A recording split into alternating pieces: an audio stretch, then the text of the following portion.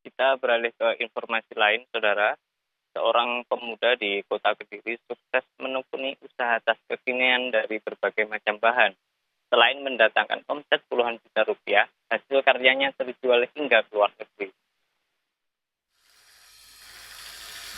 Setiap harinya, Degus selalu disibukkan untuk memotongi sejumlah kain di rumahnya di Kota Kediri. Pemuda berumur 28 tahun ini memotong kain untuk dibuat menjadi tas. Pemuda warga Kota Kediri itu merintis usaha tas sejak di bangku kuliah pada tahun 2018 lalu. Awalnya Degus menjadi reseller tas yang dijual ke teman kuliahnya. Namun setelah berjalan beberapa tahun, akhirnya Degus memberanikan diri untuk memproduksi tas sendiri.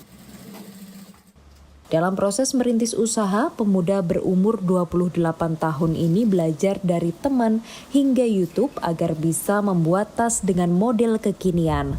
Pemuda berumur 28 tahun itu memproduksi berbagai macam tas, mulai dari tas lempang, tas ransel, hingga tas ponsel.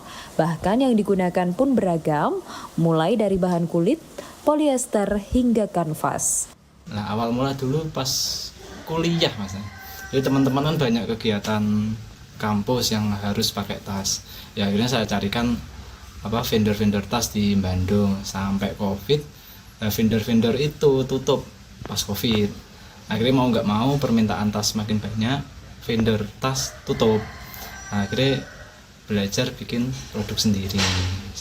Mulai dari pouch dompet kecil yang buat kayak souvenir gitu, sampai selempang, sampai ransel juga bisa. Berkat kerja keras dan ketekunannya, kini hasil karyanya mampu terjual ke kota-kota besar di Indonesia hingga negara Malaysia. Dalam 1 bulan, Degus mengaku mampu menjual hingga ribuan tas. Uang puluhan juta rupiah pun mampu dikantongi pemuda berumur 28 tahun ini hanya dalam 1 bulan saja. Bapak dari 1 anak itu menjual tas miliknya mulai dari harga Rp20.000 hingga Rp150.000 tergantung jenis dan bahan tas yang dibeli.